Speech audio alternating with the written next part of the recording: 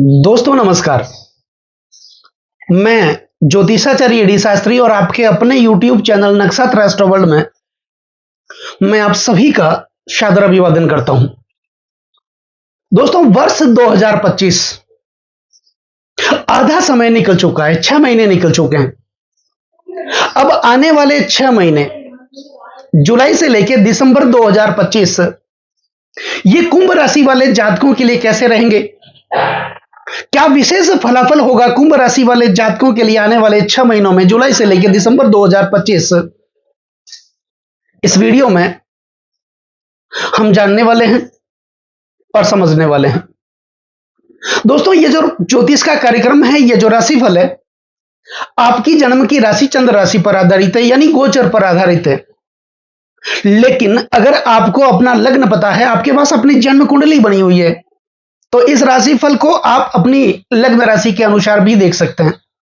और वीडियो के अंत में कुछ महत्वपूर्ण उपाय भी होंगे जो आपको फॉलो करने हैं। और अगर आप अपनी जन्म कुंडली का विश्लेषण करवाना चाहते हैं, मेरे साथ चर्चा करना चाहते हैं, तो सिर्फ वीडियो और चैनल के डिस्क्रिप्शन में मेरे कॉन्टेक्ट नंबर हैं, आप मेरा संपर्क कर सकते हैं। दोस्तों मुख्यतः 4 ऐसे विशेष ग्रहों की बात करेंगे जिनका राशि परिवर्तन लंबे समय तक प्रभाव में रहता है और गोचर में सबसे महत्वपूर्ण ग्रह माने जाते हैं। उनमें सबसे पहले आपकी राशि के स्वामी शनिदेव। इन 6 महीनों में शनिदेव की क्या स्थिति रहेगी। उनके बाद राहु और केतु, जो कि एक राशि में 18 महीने तक विराजमान रहते हैं, उनकी इन 6 महीनों में क्या स्थिति रहेगी। और उसके बाद बात करेंगे देवगुरु बृहस्पति, जो भाग्य के कारक माने जाते हैं और भाग्य का साथ जीवन में बहुत जरूरी माना जाता है। तभी तो कहा जाता है बिन भाग मिले नहीं भली वस्तु का भोग, दाग पके जब काग के उठे कंठ में रोग। तो बृहस्पति जो भाग्य के कारक माने जाते हैं, संतान के कारक माने जाते हैं, शिक्षा के कारक माने जाते हैं, दाम्पत्य जीवन के कारक माने जाते हैं, धर्म और अध्यात्म के कारक माने जाते हैं। तो बृहस्पति की इन 6 महीनों में क्या स्थिति रहेगी। और उसके बाद एक महत्वपूर्ण ग्रह की बात करेंगे जो कुंभ लग्न वाले जातकों के लिए योग कारक माने जाते हैं, वह है शुक्र। शनिदेव के पास 2 राशियां हैं, मकर राशि और कुंभ राशि। इन दोनों राशियों में से कोई भी एक राशि लग्न भाव अर्थात पहले भाव में होती है, उस स्थिति में शुक्र केंद्र और त्रिकोण के अधिपति बनकर के योग कारक माने जाते हैं, प्रधान ग्रह माने जाते हैं, मुख्य माने जाते हैं। तो इनकी चर्चा करना भी बहुत जरूरी है। शुक्र जो लग्जरी जीवन देते हैं, भौतिक सुख सुविधाओं की प्राप्ति देते हैं, गाड़ी मोटर बंगले नौकर चाकर, नृत्य कला मनोरंजन घूमना फिरना ये सब, और इसकी कामना इस दुनिया में इस भौतिक युग में कौन नहीं करता, सबकी यही चाह होती है, और यह देते हैं शुक्र। तो शुक्र की चर्चा करना भी बहुत जरूरी है। तो शुक्र की इन 6 महीनों में क्या स्थिति रहेगी जुलाई से लेकर दिसंबर 2025। दोस्तों सबसे पहले शुक्र 24 जुलाई तक शुक्र रहेंगे आपके चतुर्थ भाव में, यानी केंद्र में, अपनी स्वराशि वृषभ राशि में। मालवीय नामक पंच महापुरुष राशियों का यह निर्माण भी करेंगे। यह स्थिति शुक्र की बहुत बढ़िया है कुंभ लग्न कुंभ राशि वाले जातकों के लिए। तो शुक्र क्या देंगे। शुक्र देंगे प्रॉपर्टी का लाभ, प्राकृतिक संपत्ति का लाभ, माता के स्वास्थ्य में यह अच्छा करेंगे। दूसरा, जो व्यक्ति राजनीति में है, पॉलिटिक्स में या पॉलिटिक्स में जाना चाहते हैं, उनके लिए 24 जुलाई तक बहुत अच्छी स्थिति रहेगी, क्योंकि शुक्र यहां पर केंद्र भाव में चतुर्थ भाव में अपनी स्वराशि वृषभ राशि में रहेंगे। चतुर्थ भाव विरासत का भाव माना जाता है और यह भाव जनता के समर्थन को दिखाता है। अब कई लोगों को राजनीति विरासत में मिल जाती है और कई लोग अपने मेहनत के बलबूते पर राजनीति में एक मुकाम हासिल करते हैं, और यह भाव जनता के समर्थन का भाव है, और जनता के समर्थन के बिना राजनीतिक सफलता कभी नहीं मिलती।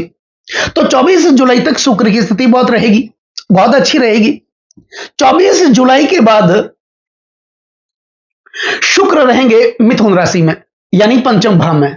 पंचम भाव विद्या बुद्धि और संतान का भाव माना जाता है।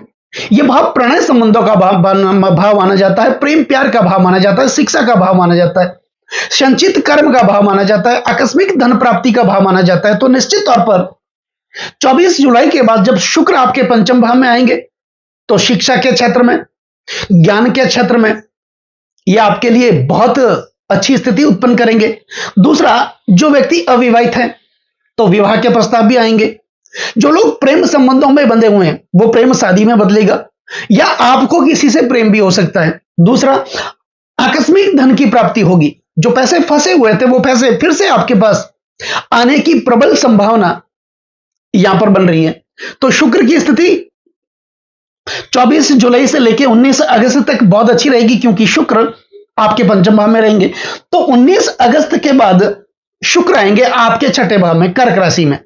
अब योग कारक बनके वो छठे भाव में आएंगे तो निश्चित तौर पर ये शत्रुओं का नाश करेंगे, पीड़ाओं का नाश करेंगे, आपको कर्जों से मुक्त भी करेंगे, क्योंकि यह भाव रोग, ऋण और शत्रुओं का माना जाता है। आपके खिलाफ कोई षड्यंत्र हो रहा था उनसे आपको मुक्त करेंगे, विरोधियों को ये शांत करेंगे और आपके अंदर एक अलग प्रकार की आत्मशक्ति का ये निर्माण भी करेंगे। 13 सितंबर को शुक्र सिंह राशि में यानी कि योग कारक बनके वो सप्तम भाव में आएंगे तो दांपत्य जीवन में यह स्थिति बहुत बढ़िया होगी। वैवाहिक सुख की प्राप्ति होगी, विवाह के संबंध भी यहां पर बन रहे हैं, पति पत्नी के जो वैवाहिक संबंध है वो अच्छे होंगे।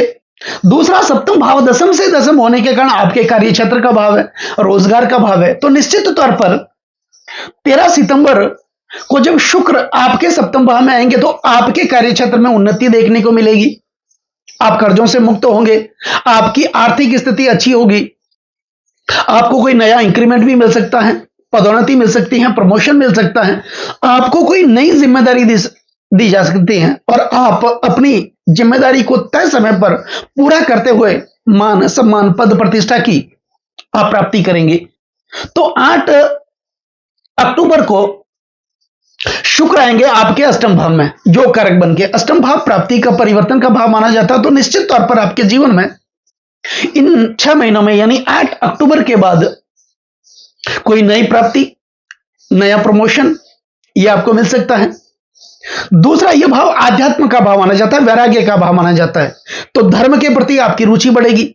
जहां भी धार्मिक कार्य होंगे, सामाजिक कार्य होंगे, वहां पर आप बढ़ चढ़ करके हिस्सा लेंगे, जिसके कारण आपका रुतबा बढ़ेगा, आपकी कदकाठी बढ़ेगी।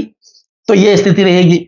उसके बाद 1 नवंबर को शुक्र विशेष बनकर के, योग कारक बनकर के आपके नवम भाव में, भाग्य भाव में, अपनी स्वराशि तुला राशि में विराजमान होंगे। यहां पर भाग्यस बनकर के शुक्र भाग्य भाव में विराजमान होंगे। भाग्य में एक विशेष जागृति देखने को मिलेगी, भाग्य का साथ देखने को मिलेगा, पिता के साथ अच्छे वैचारिक संबंध स्थापित होंगे, धर्म के प्रति, अध्यात्म के प्रति, ईश्वर के प्रति आपका रुझान बढ़ेगा। और जिस समय ईश्वर के प्रति हमारा समर्पण भाव तैयार हो जाता है, हमारा रुझान बढ़ता है, समर्पित हो जाते हैं, वहीं से परमपिता परमात्मा की कृपा भी प्राप्त हो जाती है।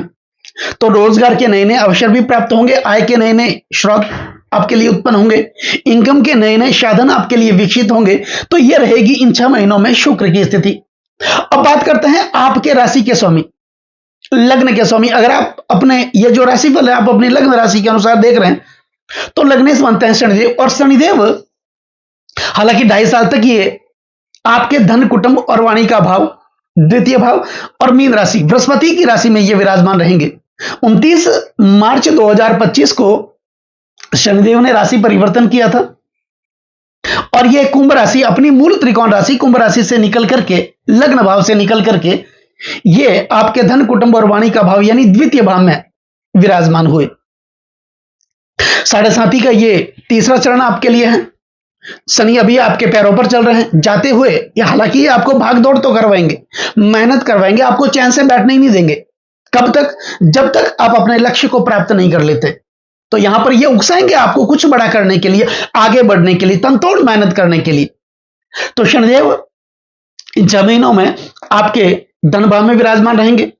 धन से संबंधित जो परेशानियां थी वो दूर होगी, आय के नए नए साधन भी उपलब्ध होंगे। धन, कुटुंब और वाणी का भाव, आपकी पारिवारिक स्थिति अच्छी होगी। भाइयों के साथ विवाद चल रहा था, पैतृक संपत्ति में विवाद चल रहा था, कोर्ट कचहरियों के आप चक्कर काट रहे थे, इस प्रकार की समस्याएं थी उनसे आपको मुक्त करेंगे। और विशेष आपके अंदर एक अलग प्रकार की वाणी कुशलता बढ़ेगी और आप अपनी वाणी कुशलता के कारण अपना फंसा हुआ काम निकालने में माहिर होंगे, क्योंकि यहां पर चतुरता शनिदेव आपको देंगे। अच्छे कर्म करने के लिए आपको उकसाएंगे, कर्म आपके अच्छे होंगे, मेहनत करेंगे, हार्डवर्क करेंगे और आपके अंदर एक अलग प्रकार का आत्मविश्वास देखने को मिलेगा। तो यह रहेगी शनि की स्थिति।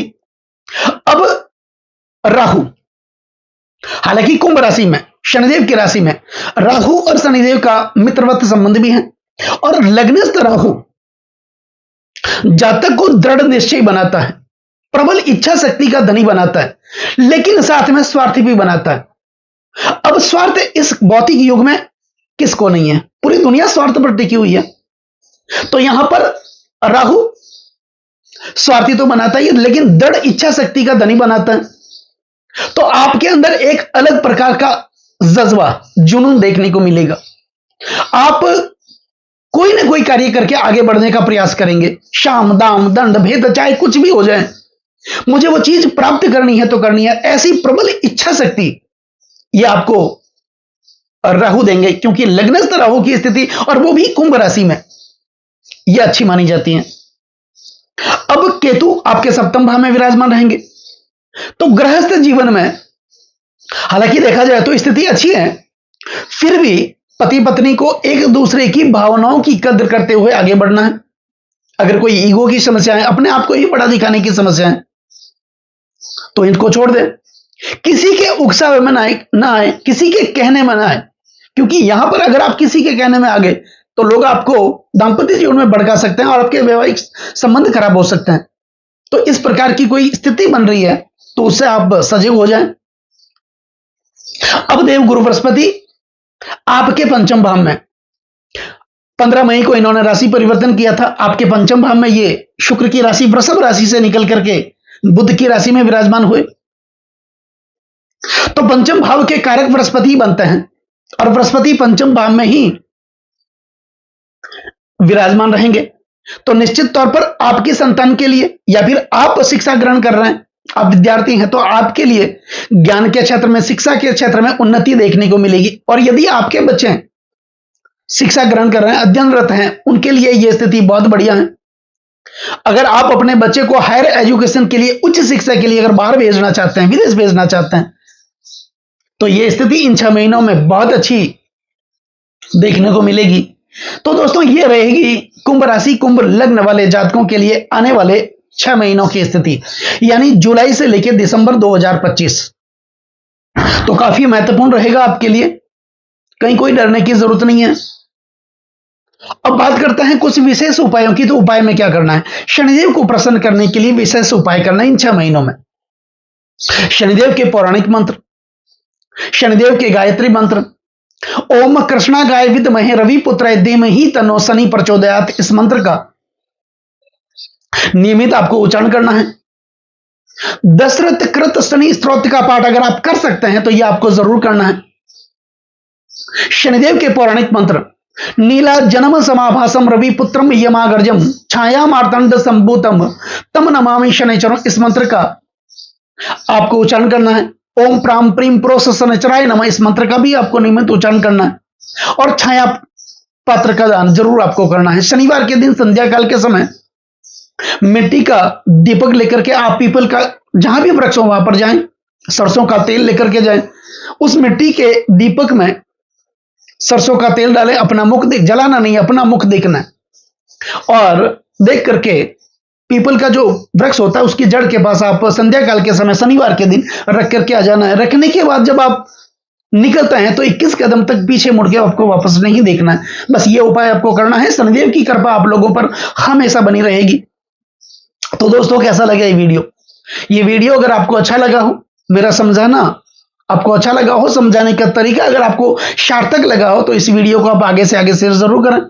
बेल आइकन बटन को जरूर दबाएं ताकि मेरे आने वाले और भी नई नई वीडियो के नोटिफिकेशन सीधे आप तक पहुंच जाएं। लाइक जरूर करें, कमेंट जरूर करें, क्योंकि आपका एक लाइक और एक कमेंट मेरे अंदर बहुत ज्यादा आत्मविश्वास भर देता है। और कमेंट में जय शनिदेव, ओम नमः शिवाय, ये आप जरूर लिखें। चैनल को सब्सक्राइब जरूर करें।